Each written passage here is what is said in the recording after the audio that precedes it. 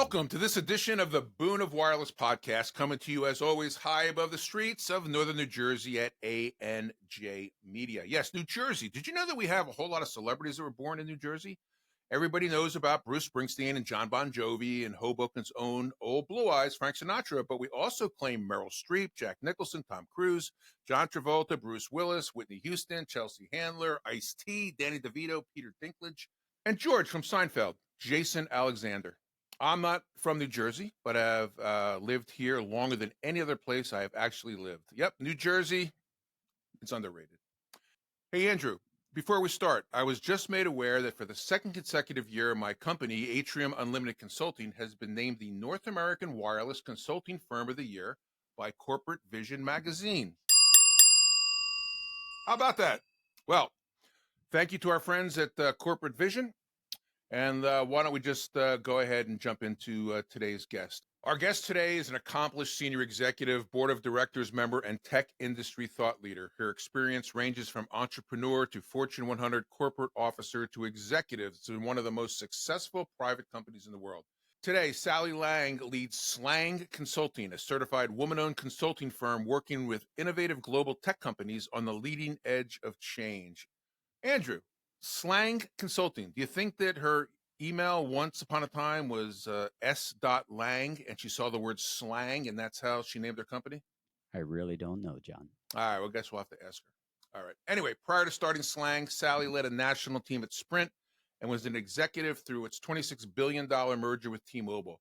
While there, she led the multi-billion-dollar national retail business and 500-person national field and account team. She also headed an entrepreneurial team to develop a deep, collaborative, and immersive partnership with one of the largest retailers in the world, Walgreens Boots Alliance.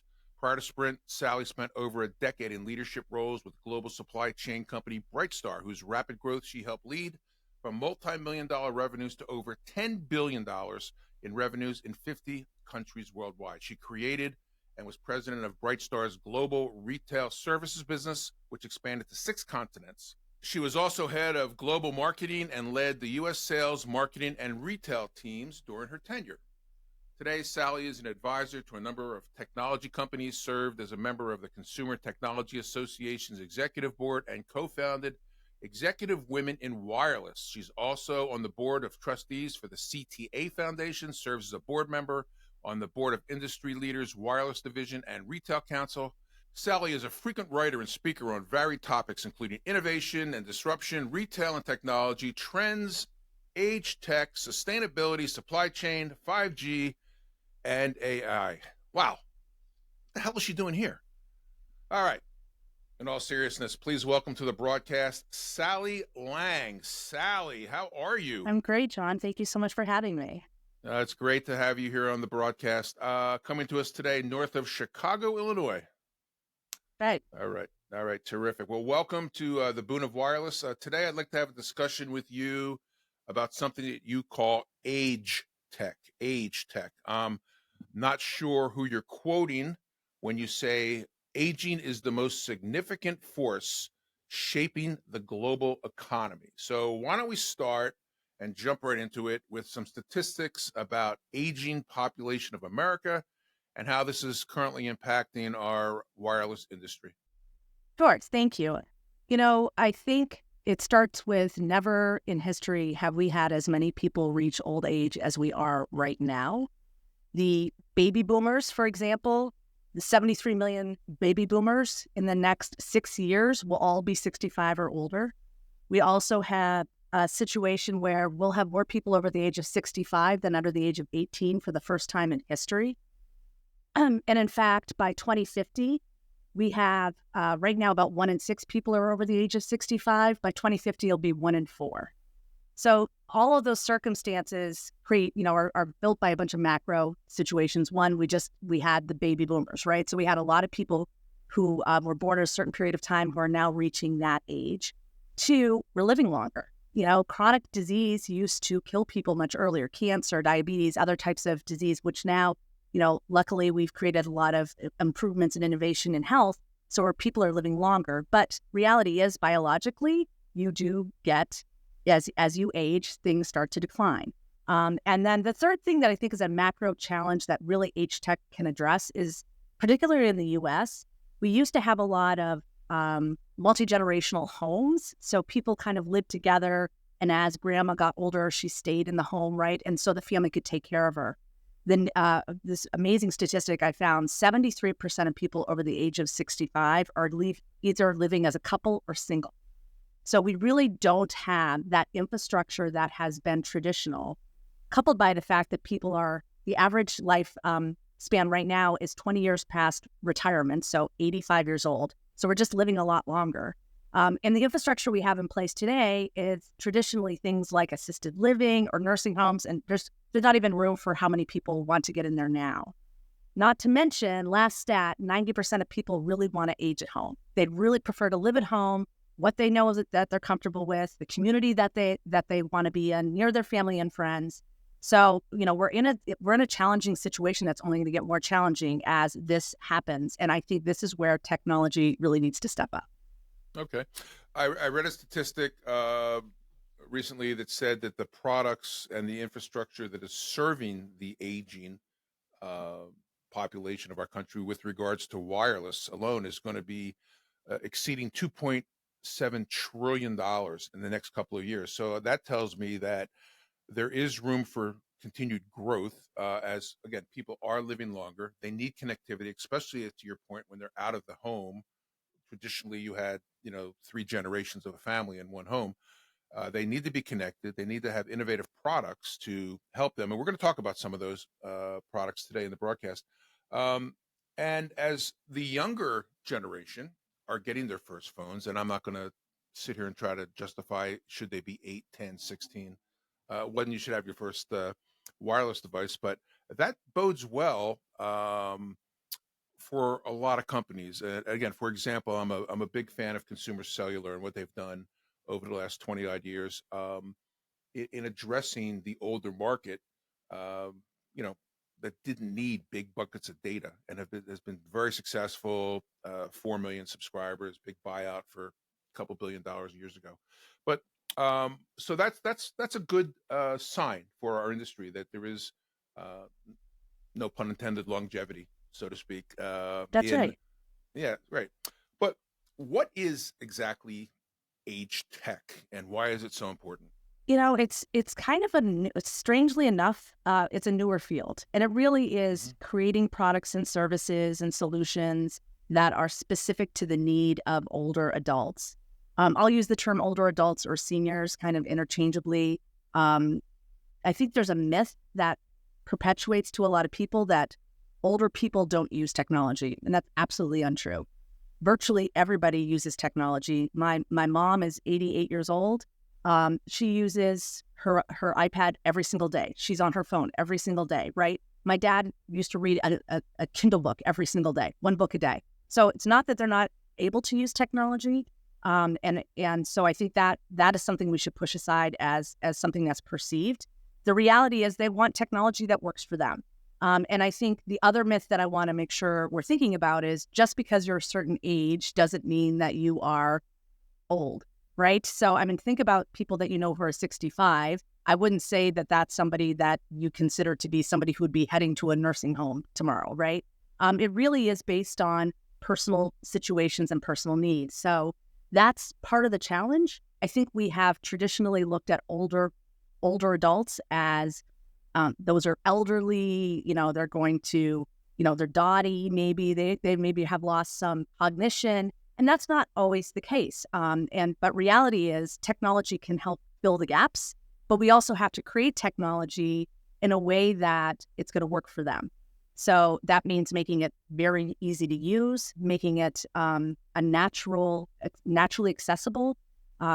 Again, biologically, some things can change. Your eyesight might change. Your hearing might be reduced. You might start to have a tremor. It's harder to double click on something. It's harder to swipe. So we have to be thinking about the technology that we're building for this particular demographic with that in mind. Okay, there are so many products coming on the market right now. I saw one the other day that if you don't open your pill bottle, uh, you can get an alert to your phone, Yep. or your caregiver could get an alert to your phone. That's right. And all those type of products are now coming out to support us, and we're all going to be there hopefully one day. Right. We're all going to get older if we're not there already. How did you get involved in this space? What was it? What was the moment that said, "Wow, there's a business here"? And again, as a consultant to a consultant, we look for opportunities to help people and to educate and to inform and to get them where they want to go. Where did the interest in this market come to you? To your comment, technology follows opportunity, right? And I think there was a couple of different things. I started working with a couple of clients who were seeing this as a market opportunity, and a major retailer who also was recognizing this is going to be where a lot of the growth comes from. Not only is it going to be a $2.7 trillion business, but it's where a lot of the disposable income is as well. I think one of the many challenges, this is a complex category. I equate complexity to the category very similar to wireless. And that's part of how I got involved, because obviously my background is in wireless. A complex category to me is something that isn't naturally going to hang on a peg. A consumer can walk over, grab it and say, yep, this is for me, and walk home, and that's it. From a wireless perspective, let's take that as a complex category. We have 100,000 points of sale that are specialty wireless sales locations. We have an entire infrastructure around the pre-sale of wireless. Technology changes quickly. The rate plans change. The offers change. The service add-ons change very frequently. And then there's that post-sale support. The reason why we have all of those specialty wireless locations is because there's complexity. Consumers have questions. Age tech is very similar. It's not a natural category yet. People don't think of it. Don't think, I'm going to go shop an age tech category today. In fact, no retailer really has an age tech space. So it's emerging. It's new. My whole history has been working in emerging markets, working in new categories. So it's really where my interest lies in the first place. And then there's a personal side. And almost everybody I talk to in this space, as I start talking about age tech, they tell me a story. My mom had that problem. My in-law, this happened. Grandma. It's very personal to all of us because we have this in our lives. Both my mom and my dad, almost 90 years old, living independently, but of course having increased challenges that I started to think about and look at. And I had a situation with my father who'd been living 100% independently, still driving, 89 years old, and he had a fall. And that fall immediately went from him being able to live independently to just a light switch. And suddenly I had to find a different situation for him. It was incredibly emotional. It was really scary. I started to do investigation. What's out there? What do I do? What's the right answer? And I couldn't find it. I couldn't find information. This was a year ago. Wow. So I think that's part of my motivation is we need to make this something that has a lot of handholding, a lot of curation, the ability to feel like there's a trusted solution or trusted brands that people can work with in order to solve for a situation that, like you said, most of us or hopefully all of us are going to actually face in the future. Yeah.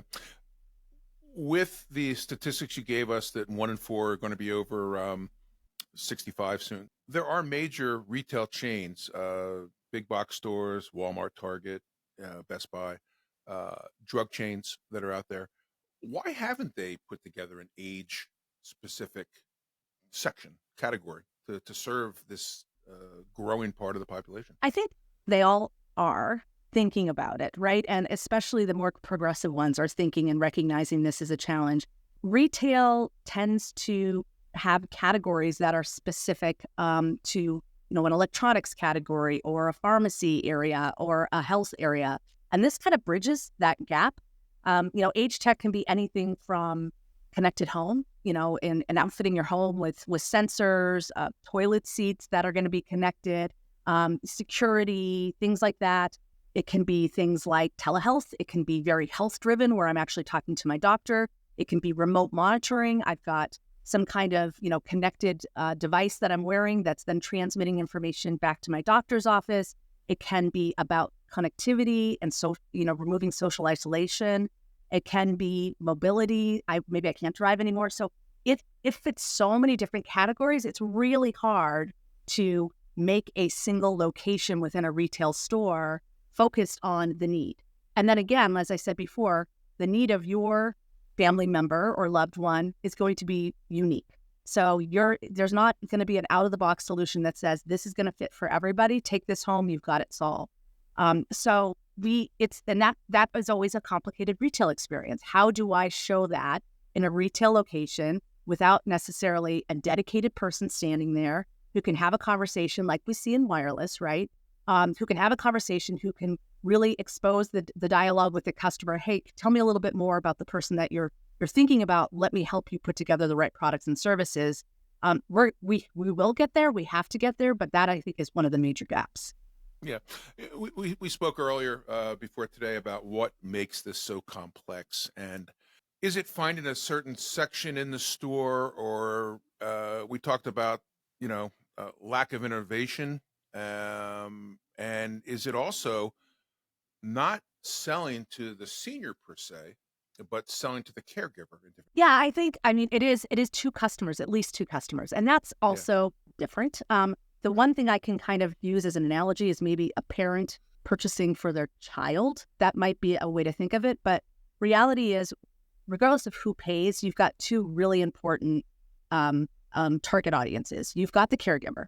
The caregiver based on, so I've been working in this space for a couple of years, have done a lot of research, talked to intercept studies inside of stores, have done focus groups, have done surveys, thousands of different caregivers and seniors. Some key kind of themes. The caregiver typically thinks the senior needs it before the senior thinks they need it, right? So they're like, oh boy, yes, I see all those products and services. Absolutely, that sounds right. But the challenge is the senior one wants to maintain independence. They don't want to be the child. They are the parent oftentimes, right? So they don't want to be told, I'm going to put essentially a baby monitor in your house, or I'm going to put a camera in, I'm going to watch you. No, thank you. Second, most of the seniors don't believe it's time yet. They recognize that maybe things are changing, but it's not now. So that's one of the disconnects. Another disconnect between the caregiver and the aging adult. The aging adult has to use the products. Otherwise, I don't know if you've had this experience. I've had it many times. I've bought something thinking this is perfect, and it sits on a shelf, or they wear it, or they put it on twice. They never put it on again. They lose the charger, or they don't do it correctly, right? And so it's like, wow, I just spent that money thinking this was going to solve a real problem. And reality is they're not even using it. So the usability and the willing to adopt is so key. But you've got the caregiver, again, who's like, I'm ready. I believe that this is what I need to have.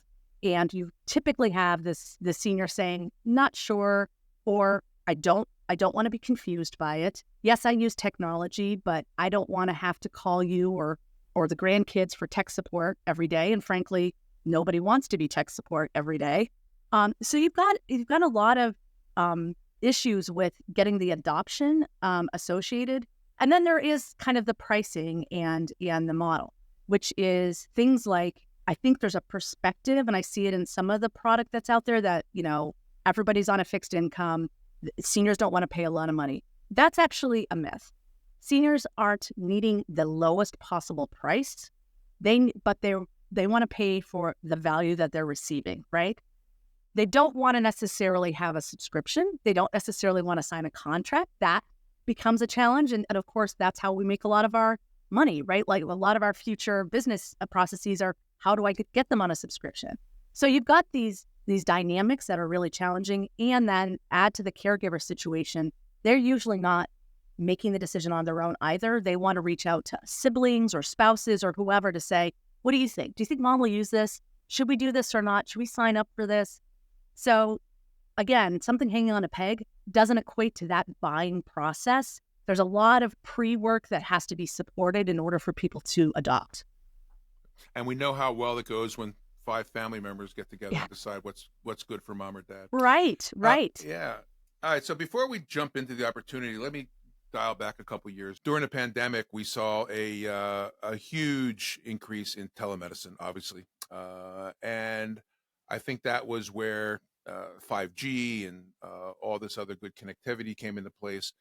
Has that, in your opinion, tailed off a little bit? Are people now going back, or have people embraced that you don't have to get in the car, drive, sit in the waiting room? You're behind your screen, and when the doctor's ready, which again, they're never on time, but when the doctor's ready, you have a 15, 20-minute chat like we're doing today. Has that continued or is that waning? What's your thoughts on that? I think the challenge is different depending on who you're speaking about. I think a lot of us, if I can, manage a conversation with a doctor or even a nurse through my insurance company, whatever that might be, to manage, to not have to go in to set the appointment, to go into the doctor's office, that's ideal to me. And I think through the pandemic, a traditionally more, let's call them a late adopter, which would be this senior population, actually embraced and had to use telehealth. Of course, these are people who have more chronic conditions. 3 and 4 have a chronic condition, almost 80% actually, and 25% have more than one chronic condition. So there's a lot of monitoring required. There's a lot of need for them to continue to see the doctor. So I think it's a little less scary to have a telehealth appointment. But again, I keep going back to the technology and the products I think are pretty solid, but there's still a whole ecosystem around it of support that we haven't solved for. So making sure that mom is in front of the computer, that the computer is on and they're not stressed about that they've checked the video and they've checked the audio ahead of time, that they understand, that this is the time they're going to have this conversation. That's where a lot of the stress comes from, where they may feel like I want to go into a more traditional doctor's office experience. This may shock you. I am a boomer. I was at the end of the boomer scale, I guess. And I think that people in my age group, give or take 5 years either way, we have been exposed to so much technology in the last 20 years that I think that in 15 to 20 years, we'll definitely be more comfortable doing this, unlike our parents would be today. Which again, I think goes to the fact that there is a lot of growth opportunity for carriers, MVNOs, manufacturers, the medical field. So let's talk about it. Where is the opportunity? Where should people be looking right now? I think there's opportunity across the board. And I think wherever somebody might have expertise or a specialty, they should be thinking about how do you specialize in, I'll call it senior design, your products, services, or capabilities. So it could be you own a wireless store.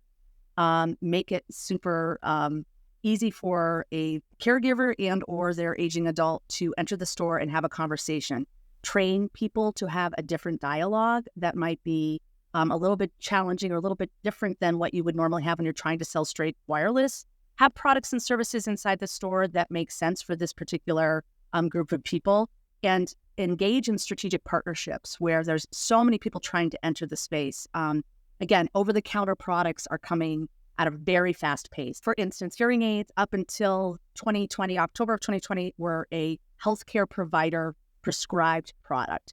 You would go into an audiologist or a hearing tech facility, you'd get your hearing checked, they'd prescribe a hearing aid, you'd have it fitted, you could go back in and get post-sale support. And typically these sold anywhere from $5,000 to $7,000. Very expensive medical devices, usually only for people with extreme hearing loss. But here's some new information that I've gotten engaged in the last couple of years in a lot of spaces I've never been involved in, and one has been in hearing tech. Because at the FDA approved in October 22, over-the-counter hearing aids. Fabulous. What does that mean? That means an entirely new opportunity for manufacturers to come in and create lower cost hearing aids that can now go into the marketplace and more people can actually afford them. The intent was 48 million people in the US have some level of hearing loss. So, hey, that's a huge market that's untapped right now. Let's go get them. Retailers saying, great, here's a new category. I can start selling to 40 or 50 or 50-year-olds. It doesn't have to be somebody who's 75. And so there was a lot of excitement and interest in going after this category. But here we are about a year and a half later, and there's been a lot of challenges. Why? It's a complex category. Just like wireless, again, it's not as simple as I'm going to go grab this off the peg, go home, put it on, and it's going to work for me. So we have seen that there's a lot of questions at the front end. You have to know that you have hearing loss. Where do I take the test? You walk into the store. Do I want an over the ear? Do I want an in the ear? Do I want to spend $200? Do I want to spend $2,000? What's the difference?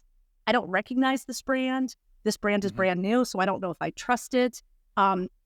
People don't know that to put a hearing aid in, you actually have to wear it for about a week before your brain can actually associate with it. No one's telling you that at retail because no one's selling it to you at retail. Right. which the audiologist would do, right? So we're seeing really high return rates, which of course is never enjoyable for people in the industry or frankly the consumer. So we've got this absolute need. We've entered the market and we've brought in downstream products that can address the mild to moderate hearing loss. So all of those things are terrific. It's now an over-the-counter product, but we haven't yet created the infrastructure to sell and support that product to actually meet the needs of the people who could use it. And I think that is an age tech story. Yep. And we're going to give your contact information later. So I expect that the Hearing Aid Association of America will be reaching out to expand their store planograms to include not only the new over-the-counter stuff, but also all the innovative wireless stuff. You talked about your, I guess, the 5 pillars of what we need to do to solve some of the inadequacies that we've mentioned. And I believe those were information, connectivity, information, simplicity, and accessibility. How can listeners and viewers today take some of those 5 and put those to use as a part of their business? Yeah, I think any of those or all of those could be part of a business. So in information, there isn't really, as I mentioned, when my dad had his event, I started going online, I started searching, and I could find little bits of information here and there, but I couldn't really understand what I should do next. And then obviously he got better. So he got better, but now he had a new situation. He was at a different level. Whoever I could find for resources for the first emergency, now we're completely separate from the resources I needed for the second emergency. So you feel very lost. You feel, again, super emotional. You don't have time to waste. You have to find a solution right now. So I think information and the ability to help support families as they're going through this situation, there needs to be a really clear support system there. And that could be a great business. It could be online. It could be, a store-related business. Connectivity to this audience, I think, is really important. Virtually everything is going to require some kind of connection, whether it's Wi-Fi connection, fixed wireless connection, or mobile connection. All of these products and services, monitors in the homes, wellness, remote monitoring, things around social isolation, the watch, the fall detection, any of those things are going to require connectivity. So I think there's an opportunity, again, to really think through plans and support around those plans for this audience. What I would caution is not to expect that they're going to sign up for 15 different connectivity plans. We need something that's actually going to be more curated. This is not something that nobody wants to have more plans. Nobody wants to have more subscriptions, right? So how do you figure out a way to make this really streamlined? And it may be the caregiver making the purchase, but oftentimes it's going to be the senior. The caregiver is kind of supporting on the information side, but then really the senior ends up being the person signing up. So keeping that in mind. And then, innovation, clearly, we need a lot of innovation in the space. The key product characteristics are quality. Seniors want them to last a long time. They want it to fit their budget. Again, it doesn't have to be rock bottom cost. And in fact, if it's super low cost, they question its quality. So that's an issue. They want features that make sense. And above all, number one, simplicity. The ability for them to understand how to use it out of the box. All right. So here's my question. The table is set. You've got a burgeoning market of people that are, in the next 15, 20 years, are going to be more tech savvy than the current elderly are today. You've got products coming out in the market. You've got distribution channels that are looking for new products. You've got a supply and demand issue. What are we getting wrong? Why is this not mainstream yet with the market of this available customers? I think there's a little ageism. I don't think that we typically think about selling to this market. I think, again, there's a lot of myths. There's a lot of belief that technology isn't something that they're going to adopt. And I think even in some of the design of the products, they tend to be very institutional. Are we assuming that somebody who's 65 or older or whatever that age might be doesn't want something to look beautiful, doesn't want their home to look nice? Of course they do. So I think we just haven't put the energy into understanding the challenges and the differentiations of this demographic and understanding the business opportunity in front of us. I really believe that. And frankly, I think I have some of that. If you would have asked me 5 years ago if this is something that I was going to focus on, I would not have said yes. But I've gotten increasingly excited. I work a lot with the Consumer Technology Association. They're doing a lot in this space. I'm starting work with AARP. They have something called the H-Tech Collaborative, which is a group. They're bringing together investors and enterprise companies like a Walmart, Walgreens, big companies, plus startups, plus business services companies like me to try to bring these innovations to market so that we can get them out into the consumer's hands. Okay. So looking into your crystal ball, what is the vision for H-Tech going forward?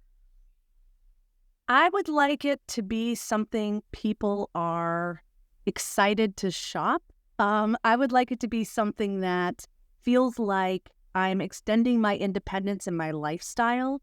It's enhancing my life. It's not something that's taking away from my life. And I think that if we could start thinking that way, another statistic is only 8% of homes are actually set up for seniors. 8%. So there's another huge market here, which is construction and renovation of homes to support this 90% of people who want to live at home.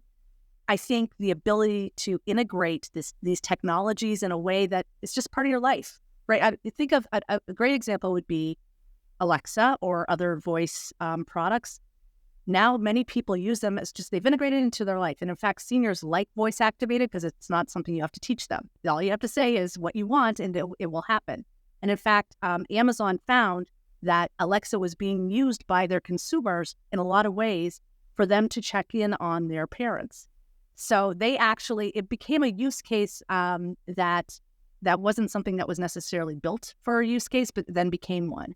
And I think the more that we can make it simplified and easy and just all it does is enhance your life. Hey, it's easy for you to ask for a ride to come and it shows up and you feel comfortable that ride is there because you're not driving anymore. Great. Now I can go to the store and not feel like I have to ask my daughter to take me and feel like I'm a burden. That's when I think we're enhancing lives and we're embracing longevity and not feeling like aging is a negative. Do you want to speak about some of the products that are out there today that people could immediately engage with? I mean, there's no doubt. Tons of brands are understanding and starting to focus on this space. So, I mean, I talked about Amazon and Alexa. Apple, right, is doing a lot in the space. You're going to start seeing more things that they're focusing on around accessibility with iPhones. The watch has fall detection. It's got some pieces of remote monitoring on it. Google, Ring, and the Nest, like an iPad. I mean, both of my parents used their iPad because it was a bigger screen, right? So they enjoyed using that on a daily basis. So there's no question there's products and a lot of innovation in the space. One thing I would caution is there seems to be a lot of apps that are around that. If you think about this particular demographic, and again, I'm not talking about the 65 to 75, they're, like you said, technologically savvy. Let's talk about the very older. They don't walk around I have this in my hand all the time. And if I walk outside and I don't have it in my hand, I'm walking inside to go get it. They do not do that, right? They keep it, plugged in their kitchen counter and they're not walking around with it. So if all of the technology is app-based, you're now requiring them to go find the device to change whatever it is. And oftentimes, again, it's hard to find. I might not remember where that app is. I might not be able to double click. So we have to be thinking about that in terms of how we're developing that technology. Then there's a whole number of retailers. Again, I'm super excited about some of the retailers and what they're focusing on. Walmart's doing some tremendous work. Best Buy, their whole investment in Best Buy Health and buying what was Jitterbug and now is Lively. I mean, they were 15 years ago in this space. So David Enns, who was the president of Jitterbug, a phenomenal visionary because creating that as an opportunity. And I think Lively has done some tremendous work because they've thought not just about the product and the service, but also all of the concierge services around it. They have the ability for the senior to call a person, have a voice conversation to ask for help to connect them to a telehealth person or to hail them a ride. So that's really smart. There's a number of MVNOs who are starting to see that this is an opportunity, right? And they're starting to bring in the space. So there's the major manufacturers. I talked about Apple. There's Samsung has a whole Samsung Health division. Omron has been kind of the pioneer in remote monitoring, blood pressure cuffs, things like that. Microsoft is putting a lot. So all the big guys, Google, they're all putting a lot of energy into the space. And I think maybe what I'm most excited about is some of the innovators. And these are the startups that have seen a particular challenge, because while the big companies, of course, have the resources and the opportunity, they may not be focusing on unique challenges. So I'll give a couple examples. Raz Mobility, you and I both know Raz Mobility. They are doing phenomenal things. Talk a little bit about Raz. Robert and Nerman down in Maryland, outside of DC. They've got a phone, the Raz Mobility phone, that for the older population that can't dial or won't dial, there's simply 5 or 6 pictures on the face of the handset of the caregiver, a doctor, and they can just touch it and make the phone call. They have developed and continue to develop technology for people with cognitive decline or Alzheimer's, right, which is a huge population, and there isn't a product out there that really meets their need. So what I think has been so wonderful about it is they've gotten very deep into this community. They listen to the caregivers. They watch how people use that device, and they have made it so simple. Again, that is such an important component that people who may have stopped communicating with their family and friends because they couldn't figure out how to make a phone call now have been able to bring that back into their lives. And to me, that is tech for good. That is a beautiful social solution. And, I hope Raz can expand their product everywhere, because there's a lot of need for that. In fact, a lot of people who don't have cognitive decline but aren't using a device in any other way say, this is exactly what I need. I don't want it to be more challenging than this. So they're one that I think is really exciting. And I think our conversation on this whole subject is timely. I know that I get AARP. I don't think you do. You're probably not old enough to get AARP magazine yet. But I know you have a copy of it on your desk there, which basically this week or this month, they talked about the future of Alzheimer's and some of the innovative products. And again, we're not paid by AARP or Raz to promote their businesses, but this is the kind of thing that I believe, and correct me if I'm wrong, we're going to see more and more come in the mainstream media, more and more in mainstream products. Yes. Wall Street Journal is doing a bunch of stories on it right now. New York Times. I mean, right. I mean, it is a trend, a macro trend to our society. So there's no doubt that this is something that we should be paying attention to. And I think the other, products that you start to see, I'll make another comment is, we also need all the services to surround them. So there's all of the protection services. So, hey, if I have a hearing aid or an age tech product, I want to make sure it's going to be, easily repaired or replaced if something happens to it. That's a whole opportunity.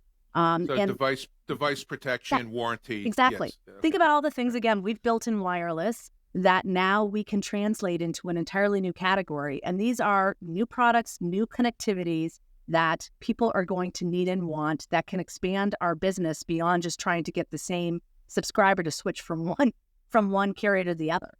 Well, Sally, this has been an eye-opening discussion, I know, for me, and hopefully for our viewers and listeners out there.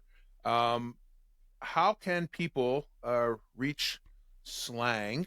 And I guess it was S. Lang, right? It is. Top of the broadcast, you saw your name as S. Lang. Okay. How can people learn more and engage with Slang? The easiest way is through my LinkedIn, either at Slang Consulting or at Sally Lange on LinkedIn.com. And I'm very engaged in kind of the broader consumer technology world. So I've been working with a lot of different organizations thinking about how they're going to enter into this marketplace. And I, for those people who are excited about it and looking to disrupt what needs to be disrupted, I'd love to talk to you. So, Sally, thank you so much for coming on the podcast Thank you, today. John. I know we've all learned a lot, and we're going to circle back in a few months and have you back on and see where the wireless industry and the MVNOs and specialty retailers have begun to embrace this whole new category that's out there. So, great to see you again. I'll see you at one of the shows, I'm sure, coming up. Absolutely. And I want to thank you again for joining us today. So that'll do it. That'll wrap up another episode of the Boon of Wireless podcast. We'll see you next time. Thanks a lot.